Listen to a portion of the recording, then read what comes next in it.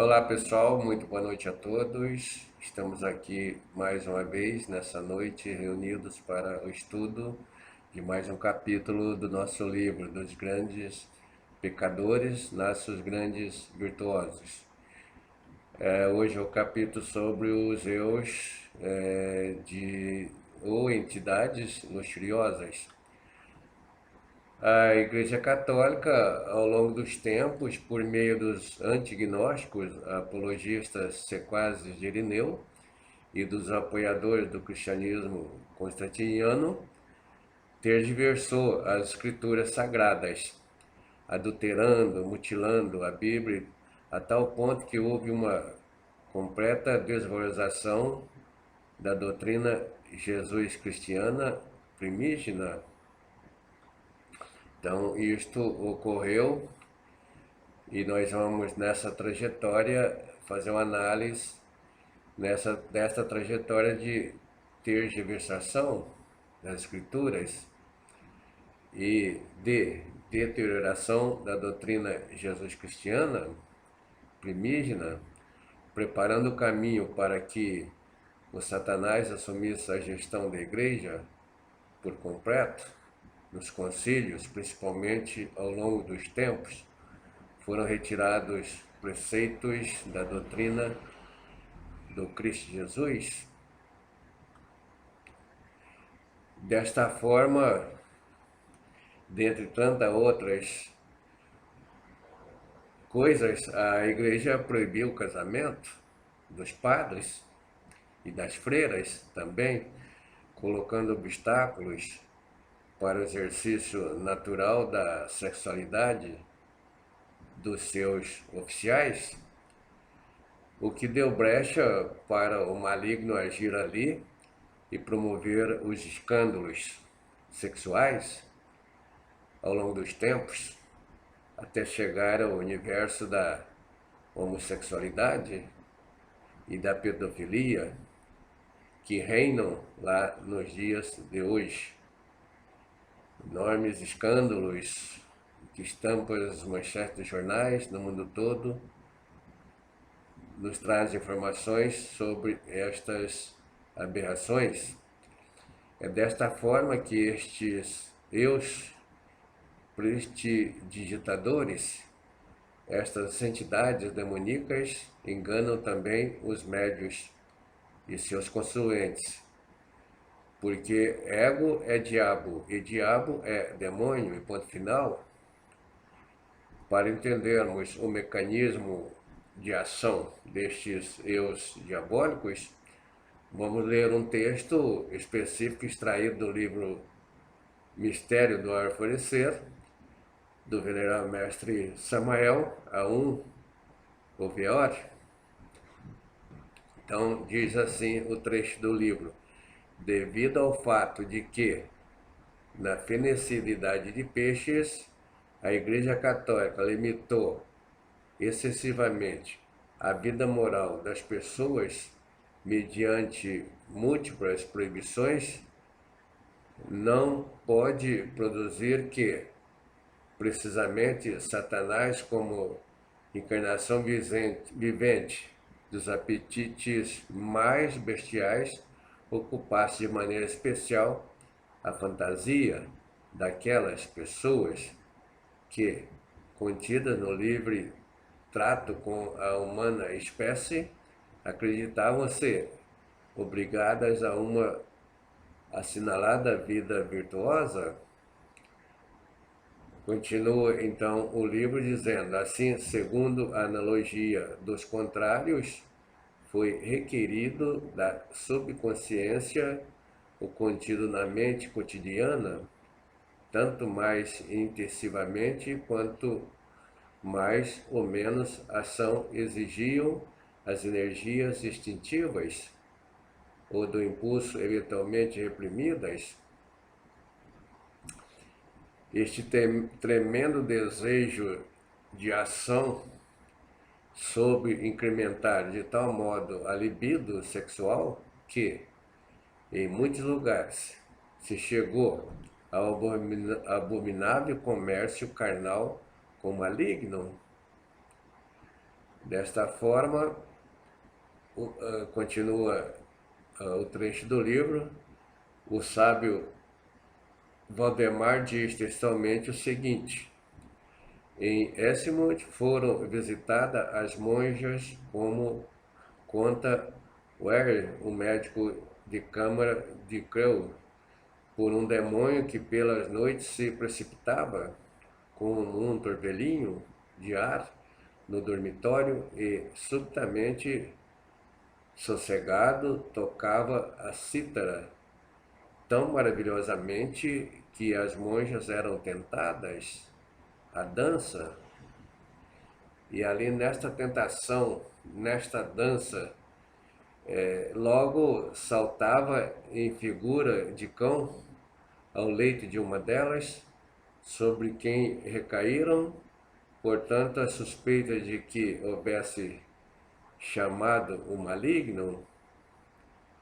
Assim, milagrosamente, não ocorreu às religiosas por acaso nas mãos da Inquisição.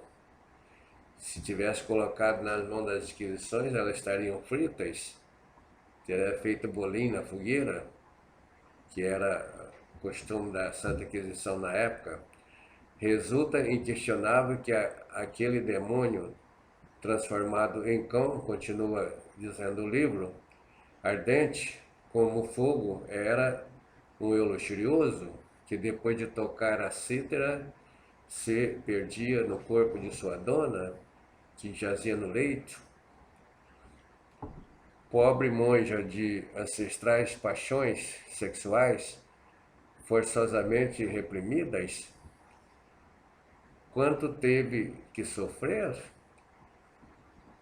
Assombra o poder sexual daquele infeliz anacoreta. Em vez de criar demônios no cenóbio, poderia eliminar com a lança de Eros as bestas submersas, se tivesse seguido o caminho do matrimônio perfeito.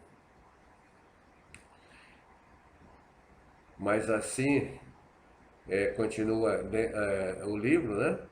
Texto. O médico de câmara Ware descreve logo um caso que mostra a erotomania das monjas de Nazaré em Colônia.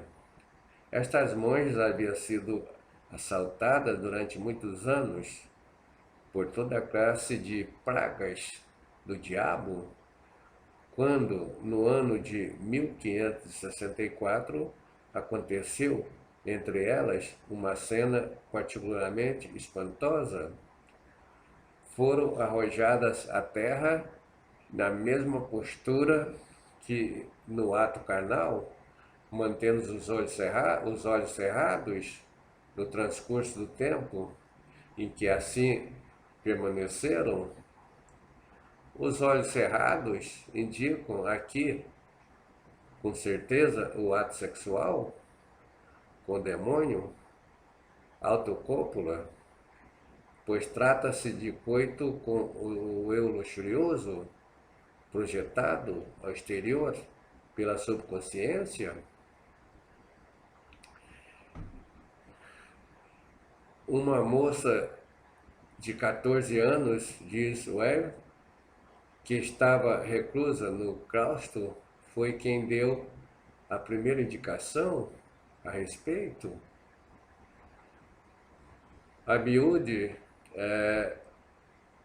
havia experimentado em sua cama raros fenômenos, sendo descoberta por seus vizinhos sufocados, e ainda quando se esforçasse em afugentar o diabrete com uma estola consagrada, ele voltava a cada noite e em noites sucessivas.